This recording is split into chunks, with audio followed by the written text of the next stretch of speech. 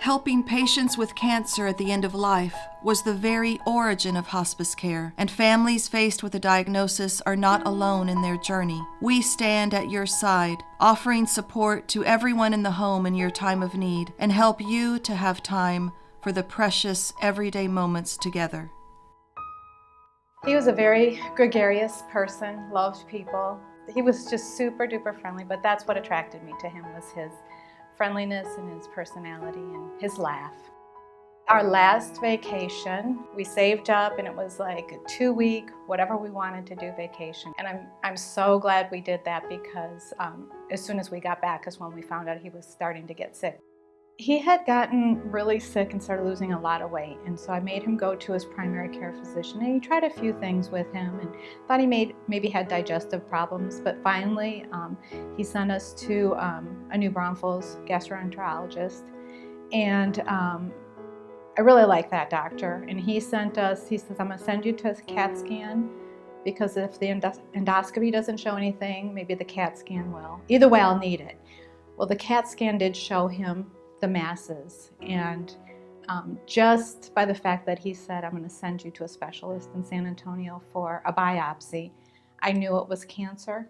The cancer prevented him from sleeping at night. I think the biggest change was the personality change. So that gregarious, happy man was not at all. But I think cancer tends to do that. So his goals were to just accomplish a few things, spiritual things, and be with, friends and people, and just to get out and do things. The thing I valued the most was the support. We had volunteers, the chaplain, the social worker, the nurse, the hospice aides come in and help. When he was actively dying, he couldn't speak anymore, and he couldn't hardly move.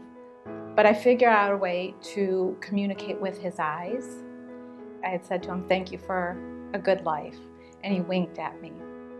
And I told him, "Don't be scared, don't be scared." And then I'm like, "No, you can be scared. I'm scared too. It's okay, I'm right here. I'm not going anywhere." He wasn't afraid of death. We understand death and everything spiritual about it.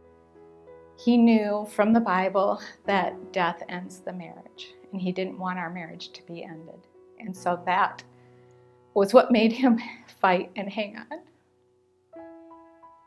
It is the best type of care that you can get in a terminal illness, and sometimes people get better and they recover and they can come off hospice. But in the meantime, you've received this support, this care, this backing from a whole team. You don't have to take your loved one out to the doctor's office anymore, which is usually very taxing on them at that point. Everybody comes to them. It just makes life so much easier for the patient, because it is all about them. It's their last days, their last wishes, whatever it is that they need to fulfill. That hospice team is going to make sure that they do their best to get that filled. So it's nothing to be scared of. It's something that's going to help you have the best possible experience.